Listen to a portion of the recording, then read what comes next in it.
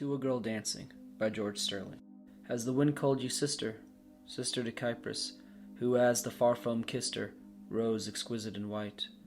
For seeing you, we dream of all swift things, and of the swallow's flight, of sea-birds drifting on untroubled wings, and incense swaying at the shrine of kings, and gossamers of violescent light.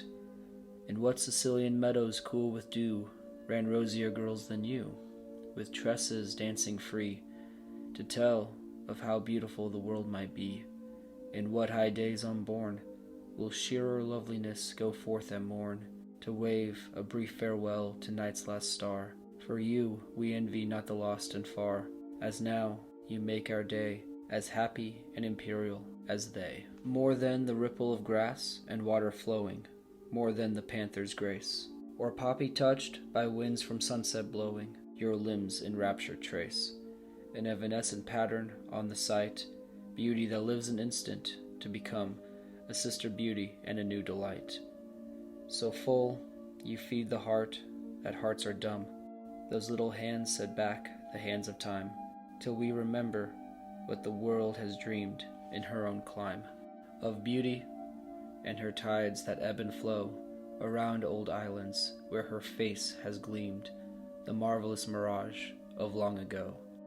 Ah, more than voice hath said, they speak of revels fled, the alabaston and exultant thighs, the vine-encircled head, the rose-faced lifted lyric to the skies, the loins by leaping roses garlanded. The sandaled years return, the lamps of Eros burn, the flowers of Circe nod, and one may dream of other days and lands, of other girls that touched unresting hands.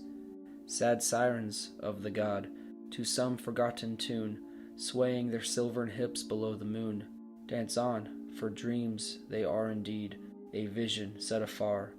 But you with warm immediate beauty plead, and fragrant is your footfall on our star.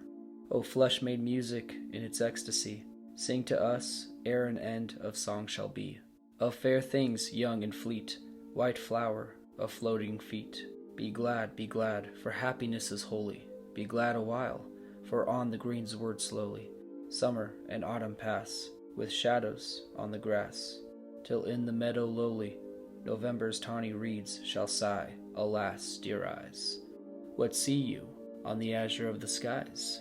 Enchanted eager face, seek you young love in his eternal place? Round arms upflung, what is it you would clasp? What far-off lover? Hands that a moment hover, what hands unseen evade a while your grasp? Ah, that is best, to seek but not to find him, for found and loved the seasons yet will blind him. To this true heaven you are, the moth unworthy of your soul's white star. Dance on, and dream of better things than he. Dance on, translating us, the mortal's guess, and beauty and her immortality, yourself, your flesh-clad art and loveliness. Dance, for the time comes when the dance is done, and feet no longer run on paths of rapture leading from the day. Release not now the vine that you have bound about your brow. Dance, granting us a while that we forget how morrows but delay, yet come as surely as their own regret. Through you the past is ours, through you the future flowers. In you their dreams and happiness are met. Through you we find again the birth of bliss and pain, that thing of joy and tears and hope and laughter, that men call youth, a greater thing than truth, a fairer thing than fame, in songs hereafter. A miracle, an unreturning flame, the season for itself alone worth living, and needing not our patience nor forgiving.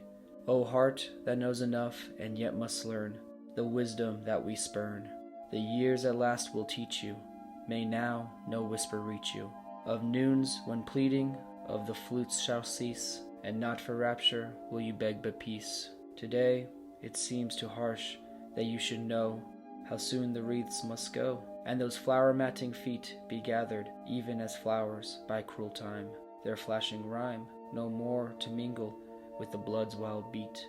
Dance, with no wind to chill your perfect grace, nor shadow on your face, nor voice to call to unenduring rest, the limbs delighting and the naked breast.